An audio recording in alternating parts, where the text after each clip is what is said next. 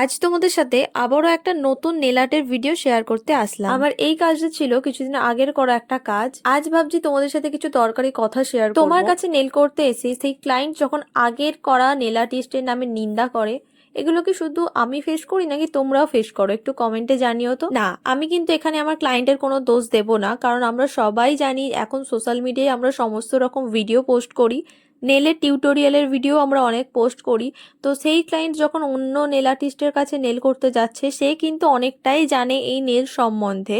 তো তোমরা যখন কোনো কিছু স্টেপ সেখানে স্কিপ করে যাচ্ছ বা নেলটা দুদিন পরেই উঠে যাচ্ছে, সেখানে তো ক্লায়েন্ট তোমার নামে বলবেই। অনেক কথাই ক্লায়েন্ট জানিয়েছে যে সে আগে যার কাছে নেল করেছে সে এমনভাবেই ফাইল করেছে যে রিয়েল নেল থেকে ব্লাড বেরিয়েছে।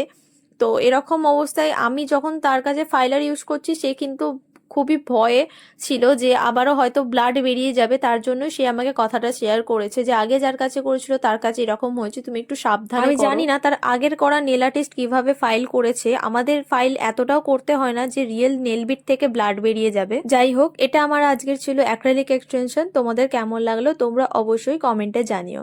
Thanks for watching, tata.